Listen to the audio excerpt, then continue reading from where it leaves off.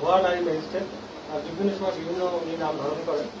কখনো ঈশ্বর জাহান, কখনো আনিকা তাসলিম সরকার, কখনো আঞ্জুমানা রাজমেরি, এরকম বিভিন্ন নামে উনি নিজের প্রতারণার জাল উনি বিস্তার করেন। বিভিন্ন সময় বিভিন্ন নামে উনি ম্যাজিস্ট্রেট হিসেবে নিজেকে প্রচার করেন।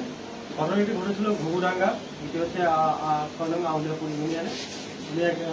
এখানে তারা এক সহযোগী সাহায্য হোসেনের মাধ্যমে ডিসি অফিসের বিভিন্ন পদে চাকরি দেওয়ার নাম করে স্থানীয় জনসাধারণের মধ্যে বিশ্বাস স্থাপন করে তাদের থেকে অবৈধভাবে টাকা হাতিয়ে নেয়।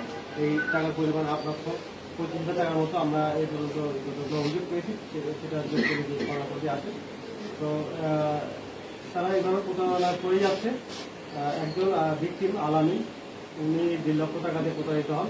এবং পরবর্তীতে উনি বিভিন্ন সোর্সের মাধ্যমে জানতে পারেন যে আসলে যে ব্যক্তি যাতে টাকা নিচ্ছে, যে নারী, উনি আসলে সত্যিকারের কোনো ম্যাজিস্ট্রেট না, উনি একজন ভুয়া। উনি ডিসি অফিসে উনি চাকরি করেন না, ওনার এই প্রতারণার রেকর্ড রয়েছে। তো এর প্রেক্ষিতে ওনার প্রোডাক্ট থাকে।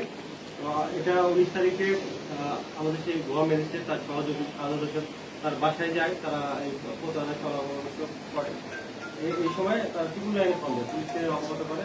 আমরা কোতোয়ালি থানা পুলিশ দ্রুত ঘটনাস্থলে যায়, যে আসামিকে গ্রেপ্তার করতে সক্ষম হয়। আমরা দুজনকে গ্রেপ্তার করি।